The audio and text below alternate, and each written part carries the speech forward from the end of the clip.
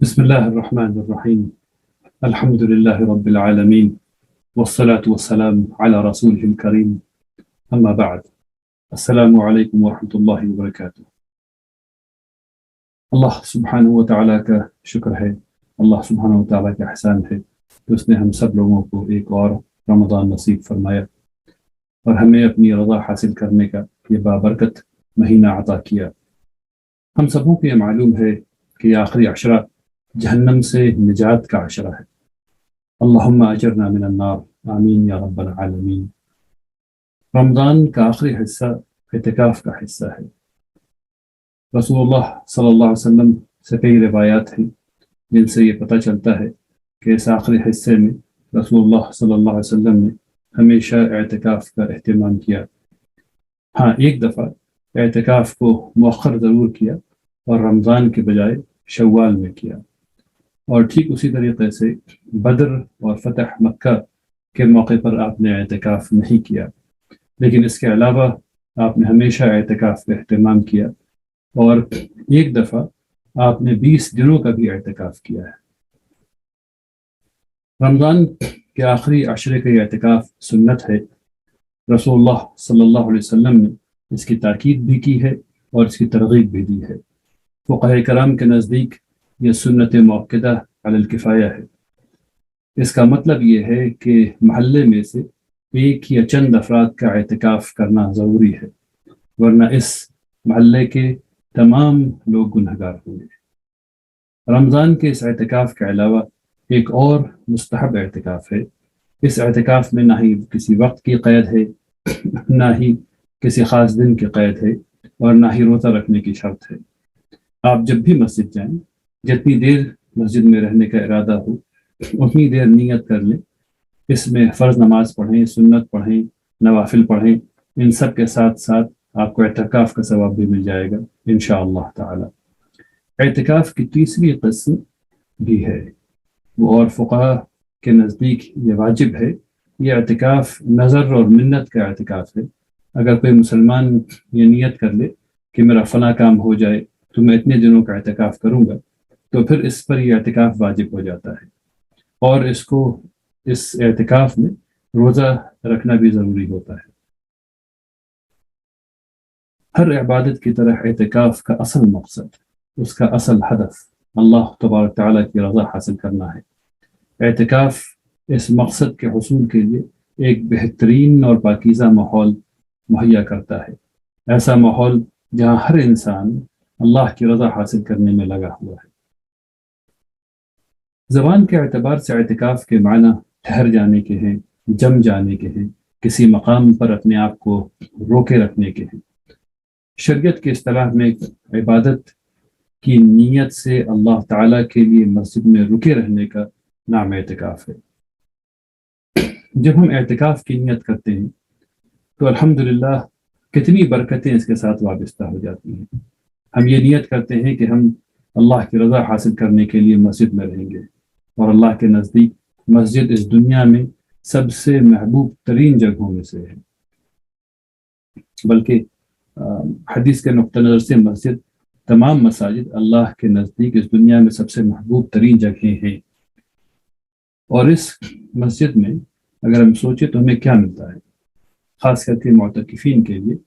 اگر آپ اعتکاف کرنے گئے اور آپ واحد شخص ہیں وہاں اعتکاف کرنے والے، تو اپنے رب کے ساتھ خلوت کا یہ بہترین موقع ہے۔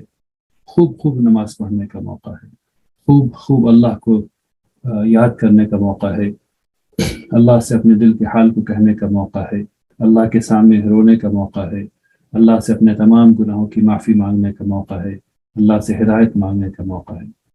اور اگر ایسی مسجد میں گئے جہاں الحمدللہ بہت ڈھیر سارے معتکفین ہیں، تو یہ وہ لوگ ہیں جو آپ کی طرح اللہ کی رضا حاصل کرنے کے لیے اعتکاف کر رہے ہیں۔ یقیناً یہ اس کیفیت میں پہنچے ہیں جہاں ان کا دل نرم ہے، تو ہمیں ان کے ساتھ نماز پڑھنے کا موقع ملتا ہے، قیام اللیل پڑھنے کا موقع ملتا ہے، ساتھ سحری کرنے کا موقع ملتا ہے، ساتھ افطار کرنے کا موقع ملتا ہے۔ اللہ والوں کے ساتھ معیت بہت بڑی چیز ہے۔ اللہ تبارک تعالیٰ سورہ توبہ میں فرماتے ہیں، یا ایھا الذین آمنوا اتقوا اللہ وَكُونُوا مَعَ الصَّادِقِينَ، اے ایمان والو اللہ سے ڈرو اور سچوں کے ساتھ رہو، تو ہمیں اس کا موقع ملتا ہے الحمدللہ۔ لیکن اصل یہ ہے کہ ان دنوں میں انسان اپنی تربیت کرے، اپنے نفس کی تربیت کرے، اپنے قلب کی تربیت کرے، اپنے جسم کی تربیت کرے۔ اس تربیت کے نتیجے میں اللہ کے تقوی میں اضافہ ہونا چاہیے۔ آہستہ آہستہ ہر کام کی نیت اللہ کی رضا حاصل کرنے کے لیے ہوتی جانی چاہیے۔ ہر کام میں یہ احساس ہونا چاہیے کہ اللہ ہے اور وہ دیکھ رہا ہے، اللہ کی رضا، اس کی محبت ہمارا ہدف بنتا جانا چاہیے۔ اللہ کی رضا کو حاصل کرنے کے لیے کیا گیا ہر کام عبادت ہو جاتا ہے، اس لیے ہر کام کی نیت کرنی چاہیے اور ہر کام میں احسان کے درجے کو حاصل کرنے کی کوشش کرنی چاہیے۔ رسول اللہ صلی اللہ علیہ وسلم نے فرمایا الاحسان ان تعبد اللہ کانک تراہ فان لم تکن تراہ فانہ یراک۔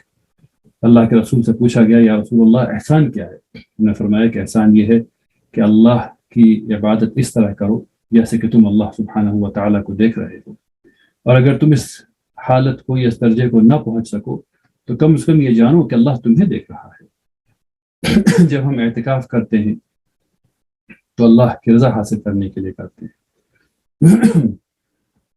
تو ہمیں اللہ کو اس کے ذکر سے، اس کے کلام سے، رسول اللہ صلی اللہ علیہ وسلم کی سنتوں سے اس کی معرفت حاصل کرنے کی کوشش کرنی چاہیے، اپنے ایمان کو بڑھاتے رہنا چاہیے، اللہ کے دین کو سمجھنے کی بھرپور کوشش کرنی چاہیے۔ اللہ جس کو پسند کرتا ہے اس کو دین کا فہم عطا کرتا ہے۔ تو ہمیں اس بات کا خیال رکھنا چاہیے کہ ہر عبادت کے کچھ طریقے ہیں۔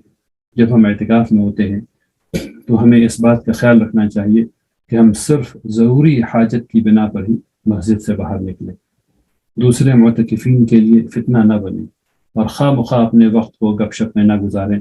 گپ شپ میں یہ پتہ بھی نہیں چلتا کہ کب غیبت اور بہتان گفتگو میں شامل ہو گئے، اور قیمتی وقت ضائع بھی ہو جاتا ہے، بیکار ہو جاتا ہے۔ افطار اور سحری اعتدال کے ساتھ تناول فرمائیے۔ زیادہ کھانے سے نہ صرف بھوک کا احساس زیادہ ہوتا ہے بلکہ زیادہ کھانا جسم کے لیے خراب چیز بھی ہے۔ یاد رکھیے، کھانے کو دوا کی طرح کھائیے گا تو دوا نہیں کھانا پڑے گا انشاءاللہ۔ اب چونکہ ڈیجیٹل مصحف موجود ہے تو کئی حضرات اسمارٹ فون کا استعمال قرآن شریف کو پڑھنے کے لیے کرتے ہیں۔ میری گزارش ہے کہ آپ صرف ڈیجیٹلی سائنڈ نسخے کا ہی استعمال کریں، یا پھر تصدیق شدہ ایپ انٹرنیٹ پر جا کر کے گوگل پلے اسٹور سے یا ایپل پلے اسٹور سے ڈاؤن لوڈ کیجیے اور صرف اسی کا استعمال کیجیے، اور انٹرنیٹ کو کم سے کم استعمال کریں۔ اس کو اگر آپ آن لائن قرآن پڑھتے ہیں تو اس کے لیے کیجیے، یا تفسیر پڑھتے ہیں تو اس کے لیے کیجیے، لیکن ان چیزوں سے، یعنی انٹرنیٹ سے اور ایسی چیزوں سے جس سے کہ وقت خواہ بخواہ خراب ہوگا، اس سے بچنا چاہیے۔